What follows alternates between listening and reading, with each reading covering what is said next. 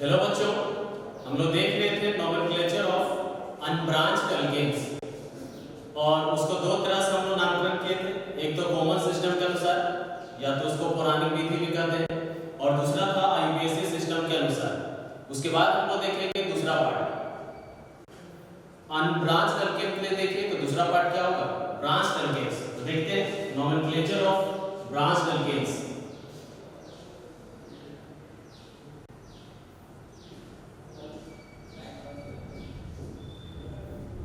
nomenclature of branched chain alkanes। इसको भी हम लोग जो है सो दो विधि से नामकरण कर सकते हैं। पहला होगा in common system, in common system के आधार पर, या तो इसी को हम लोग ट्रिवियल सिस्टम भी कहते हैं, पौराणिक विधि। इसके अनुसार सबसे पहले हम लोग नामकरण देखेंगे कि ब्रांच्ड चेन एल्केन्स का किस तरह से नामकरण किया जाता है। इसके लिए हम लोग दो टर्म के बारे में पढ़ेंगे, क्योंकि यह दोनों टर्म जो है सो ब्रांच चेन एल्केन के नामकरण में उपयोग होता है। जिसका पहला टर्म है आइसो। अब आइसो टर्म का मतलब क्या होता है समझते हैं कि सपोज कि एक ब्रांच चेन एल्केन दिया हुआ है। एग्जांपल समझते हैं हम लोग, CH3 CH CH3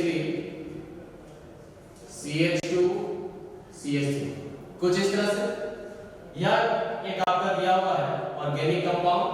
अब इसमें सोच रहे होंगे कि सर इसमें ब्रांच कौन सा है, तो मैंने कहा था कि सबसे पहले हम लोग देखेंगे एक लॉन्गेस्ट चेन, और लॉन्गेस्ट चेन के अलावा अगर कोई कार्बन एटम छूट जाता है तो उसको हम लोग ब्रांच्ड चेन एल्केन्स कहते हैं। जैसा कि यहाँ पर जो है सो मेरा लॉन्गेस्ट चेन यह हो जाएगा, और स्ट्रेट में साफ साफ दिख रहा होगा, यह हो गया मेरा लॉन्गेस्ट चेन। और इसमें साइड में एक आपका कौन सा ग्रुप छूट गया, CH3 ग्रुप। तो यह CH3 ग्रुप जो है सो इस कंपाउंड में ब्रांच है, तो यह हो गया आपका ब्रांच चेन एल्केन का एक उदाहरण। अब हम लोग देख लेते हैं कि आइसोटर्म का प्रयोग कैसे करते हैं। आइसोटर्म का मतलब होता है कि अगर कोई भी ऑर्गेनिक कंपाउंड हो, जैसा कि एग्जांपल में लिखे हुए हैं, और उसमें अगर सेकेंड कार्बन में एक मिथाइल ग्रुप हो, तो मिथाइल ग्रुप का फार्मूला यहां पर लिखा हुआ है CH3। फिर से कि कोई भी ऑर्गेनिक कंपाउंड हो, कौन ऑर्गेनिक कंपाउंड, तो ब्रांच चेन एल्केन, और ब्रांच चेन एल्केन के सेकेंड कार्बन में अगर एक मिथाइल ग्रुप जुड़ा हुआ हो तो आइसोटर्म का प्रयोग करते हैं as a prefix, as a prefix के रूप में जो है आइसोटर्म का प्रयोग किया जाता है इसके नामकरण में। अब सेकेंड कार्बन हम लोग कैसे इसको इंडिकेट कर सकते हैं, तो नंबरिंग करके इंडिकेट कर सकते हैं। नंबरिंग करते हैं 1 2 3 4। कौन से कार्बन में मिथाइल ग्रुप है, सेकेंड कार्बन। और आइसोटर्म का उपयोग करने के लिए यह कंडीशन है कि जो भी मेरा ब्रांच्ड चेन एल्केन दिया हो उसके सेकेंड कार्बन में एक मिथाइल ग्रुप हो, है ना। और यह ध्यान रखना है कि सिर्फ मिथाइल ग्रुप और एक ही मिथाइल ग्रुप। अगर एक से ज्यादा मिथाइल ग्रुप रहेंगे तो फिर आइसोटर्म का प्रयोग नहीं करेंगे। और यह भी ध्यान रखना है कि यह मिथाइल ग्रुप सिर्फ सेकेंड कार्बन होना चाहिए, चाहे वह लेफ्ट साइड से सेकेंड कार्बन में हो, चाहे वह राइट साइड से सेकेंड कार्बन में हो, लेकिन सेकेंड कार्बन में ही मिथाइल ग्रुप होना चाहिए, अन्य कोई ग्रुप नहीं होना चाहिए। और पोजीशन हमेशा सेकेंड कार्बन ही होना चाहिए। तब जाके हम लोग आइसोटर्म का प्रयोग करते हैं एज ए प्रीफिक्स। प्रीफिक्स यानी कि नाम के पहले उपसर्ग की तरह जो प्रयोग करते हैं। तो अब इसमें क्या करेंगे, आइसो का टर्म का प्रयोग करेंगे। ठीक है, लिख दिया आइसो, क्योंकि यह कंपाउंड में सेकेंड कार्बन में मिथाइल ग्रुप है, तो दोनों टर्म और कंडीशन को फुलफिल कर रहा है। इसके बाद क्या लिखेंगे, तो इसके बाद हम लोग काउंट करेंगे total number of carbon atom. Total number of carbon atom हम बोले, इसका मतलब ये नहीं कि ब्रांच में जो कार्बन एटम उसको छोड़ दें, उसको भी ऐड करके टोटल कार्बन एटम इस ऑर्गेनिक कंपाउंड में कितना है काउंट करो। 1 2 3 4 और 5 टोटल कार्बन एटम है। और 5 कार्बन एटम के हम लोग वर्ड रूप में पढ़े हुए हैं कि पेंट लिखते हैं। क्या लिखते हैं, पेंट। जो कि हम लोग नामकरण कर रहे हैं अल्केन का, तो इसके लिए हम लोग क्या लिखेंगे, ANE। तो इसका टोटल नाम हो जाएगा आइसोपेंटेन, है ना। दूसरा एग्जांपल समझते हैं, एक और एग्जांपल लेते हैं कि ब्रांच ब्रांच चेन अल्केन दिया हो कुछ इस तरह से CH3 CH CH3 CH3, यह आपका एक ब्रांच चेन अल्केन दिया हो। अब इसमें सबसे पहले क्या देखना है कि क्या मिथाइल ग्रुप है, तो हाँ मिथाइल ग्रुप है, CH3 का ग्रुप है। क्या यह सेकेंड कार्बन में है, तो काउंट करके भी देख सकते हैं, चाहे वो लेफ्ट साइड से आप काउंट करो चाहे राइट साइड से, दोनों में से किसी साइड में से सेकेंड माना चाहिए। तो ये मेरा पहला कार्बन है या मेरा सेकेंड कार्बन है या मेरा थर्ड कार्बन है, तो सेकेंड कार्बन में मेरा क्या है मिथाइल ग्रुप।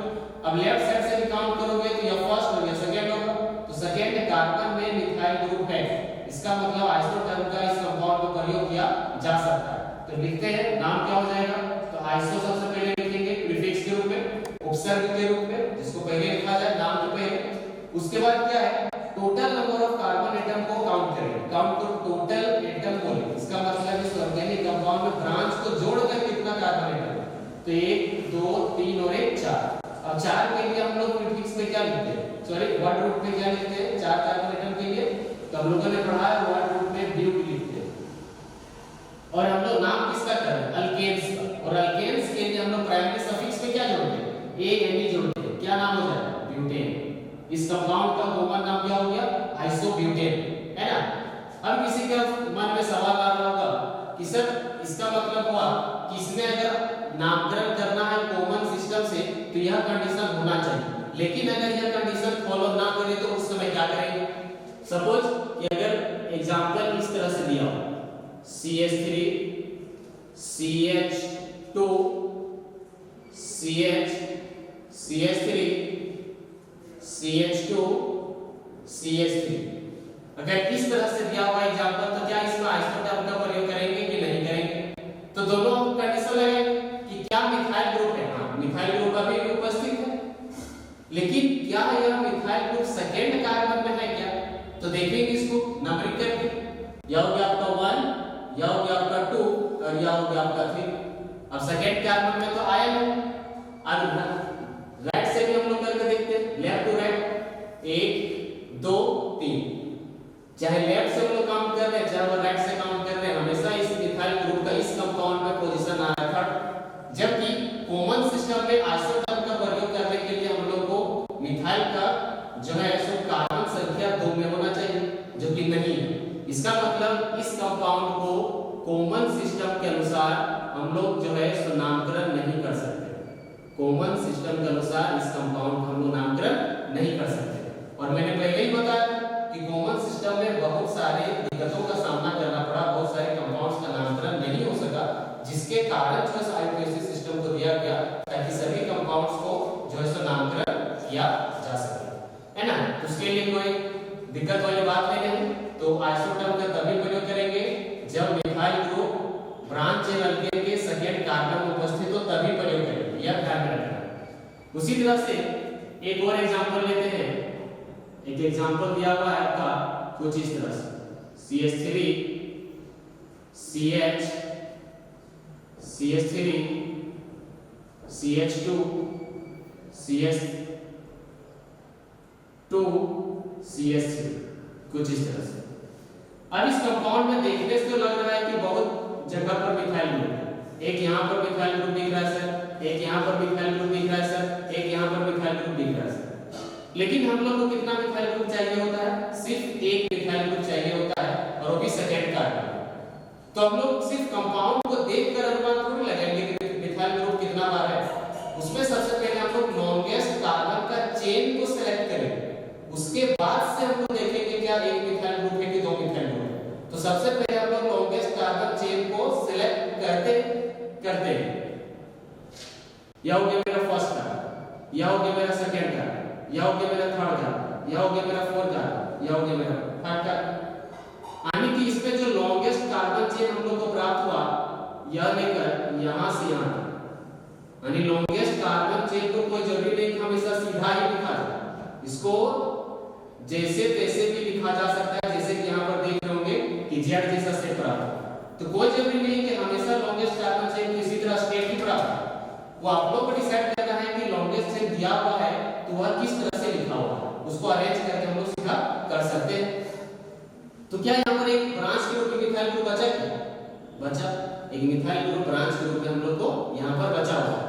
क्या हुआ, मिथाइल ग्रुप सेकेंड कार्बन में है, तो नंबरिंग के आधार पर तो साफ साफ दिख रहा है कि यह जो मिथाइल ग्रुप है इस ऑर्गेनिक कंपाउंड के सेकेंड कार्बन में उपस्थित है।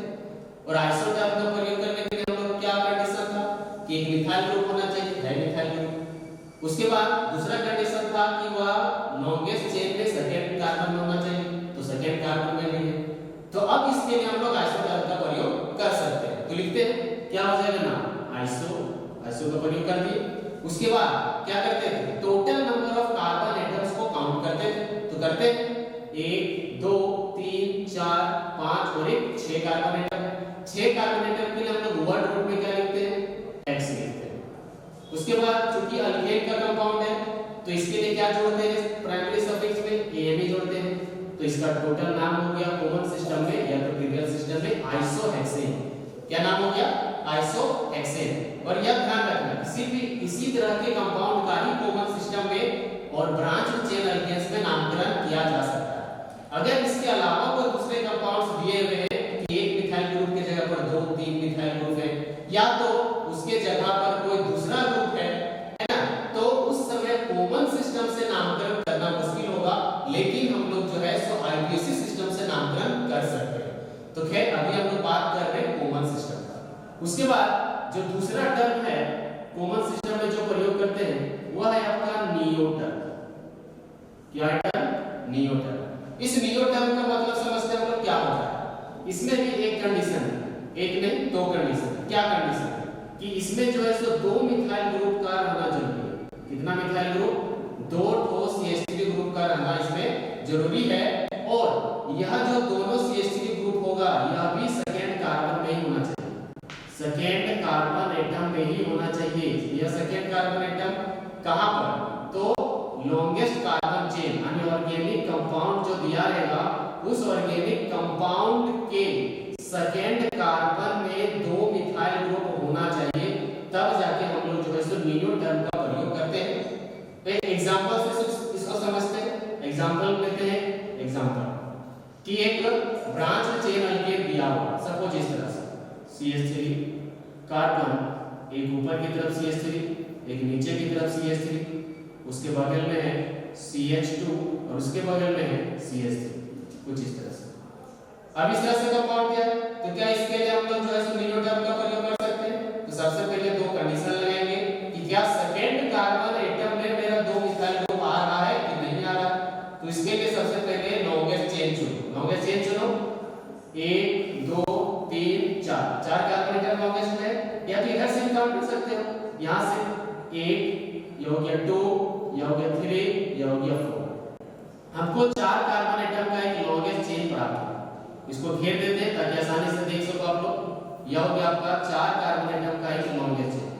क्या इसमें 2 मिथाइल ग्रुप प्रेजेंट है, हां 2 मिथाइल ग्रुप प्रेजेंट है। एक यह हो गया ब्रांच के रूप में मिथाइल ग्रुप और एक यह हो गया आपका ब्रांच के रूप में मिथाइल ग्रुप, यह हो गया मिथाइल ग्रुप। अब यह जो मिथाइल ग्रुप है क्या यह दोनों मिथाइल ग्रुप सेकेंड कार्बन में प्रेजेंट है, तो हां सेकेंड कार्बन में प्रेजेंट है। यह हो गया फर्स्ट कार्बन, यह हो गया सेकेंड कार्बन, तो सेकेंड कार्बन में 2 मिथाइल ग्रुप प्रेजेंट है। या यही तो कंडीशन था कि 2 मिथाइल ग्रुप सेकेंड कार्बन में होना चाहिए जो भी मेरा ऑर्गेनिक कंपाउंड दिया हो। तो उस समय हम लोग टर्म का प्रयोग करते हैं, कौन सा टर्म, नियो टर्म। यह हो गया नियो टर्म। उसके बाद क्या करते हैं हम लोग, तो total number of carbon atoms को काउंट करते हैं। अब total number of carbon atom इसमें कितना है, तो काउंट करो 1 2 3 4 और 2 ठो CH3 6 हो गया। तो 6 कार्बन एटम के लिए हम लोग वर्ड रूप में क्या लिखते हैं, हेक्स लिखते हैं, तो हेक्स लिखेंगे। उसके बाद क्या लिखेंगे, क्योंकि अल्केन का नामकरण कर रहे हैं तो इसके लिए क्या जोड़ते हैं, इसमें प्राइमरी सफिक्स में ANE, यानी इसका नाम क्या हो जाएगा, नियोहेक्सेन। तो यह जो है तो आपका नियो टर्म का प्रयोग इस तरह से किया जाता है। और एक एग्जांपल समझते हैं इसको कि नियो टर्म का प्रयोग एग्जांपल के रूप में। एक एग्जांपल लेते हैं, CH3 carbon CH2 carbon CH3 और यहां पर है आपका CH3, कुछ इस तरह से। अब इसमें देखते हैं हम लोग कि क्या जो दो कंडीशन था क्या इसमें फुलफिल हो रहा है। सबसे पहले लॉन्गेस्ट चेन चुनो, 1 2 3 4 5 5 कार्बन एटम का हम लोग जो है एक लंबा चेन सिलेक्ट करें। उसके बाद हम लोग क्या मिथाइल ग्रुप बचा हुआ है, एक मिथाइल ग्रुप नीचे की तरफ बचा हुआ है इस कार्बन में, एक मिथाइल ग्रुप ऊपर की तरफ बचा हुआ है इसी कार्बन। क्या यह कार्बन सेकेंड कार्बन है? तो हाँ सेकेंड कार्बन, एक और यह दो, यह हो गया आपका फर्स्ट कार्बन, यह हो गया आपका सेकेंड कार्बन, यह हो गया आपका थर्ड कार्बन, यह हो गया आपका फोर्थ कार्बन, यह हो गया पांच कार्बन। अब किसी के मन में यह सवाल आ रहा होगा कि सर क्या इधर से हम लोग नंबरिंग नहीं कर सकते? नहीं, इधर से हम लोग नंबरिंग इसलिए नहीं करेंगे क्योंकि ब्रांच जिधर से सामने आए उधर से ही हम लोग जो है सो नंबरिंग करते हैं, उधर से ही। यह रूल है आपका आईपीएससी रूल, जो कि आईपीएससी सिस्टम में पढ़ते हैं। लेकिन नियो टर्म में इसका प्रयोग किया जाता है कि सेकेंड कार्बन में ही दो मिथाइल ग्रुप होना चाहिए और बाकी किसी कार्बन एटम में कोई भी ब्रांच नहीं होना चाहिए। तो जिधर ब्रांच रहता है उधर से ही, जिधर से सामने आता है ब्रांच उधर से ही हम लोग जो है प्रेफर करते हैं अकॉर्डिंग टू आईपीएससी रूल्स। क्योंकि यह कॉमन सिस्टम है तो सुविधा के लिए हम नंबरिंग कर रहे हैं, लेकिन नंबरिंग इसमें किया नहीं जाता, यह ध्यान में रखना है। ये कॉमन सिस्टम में नंबरिंग नहीं किया जाता है, आप लोग के सुविधा के लिए कि किस तरह से हम लोग पहचानेंगे किसमें नियो टर्म का प्रयोग करते हैं, इसलिए यहाँ पर नंबरिंग और काउंटिंग करके बता रहे हैं। तो यह ध्यान में रखना है कि सेकेंड कार्बन में दोनों मिथाइल ग्रुप है जो कि कंडीशन को फुलफिल कर रहा है नियो टर्म के लिए। तो अब हम लोग नियो इसमें प्रयोग कर सकते हैं। क्या लिखेंगे? नियो।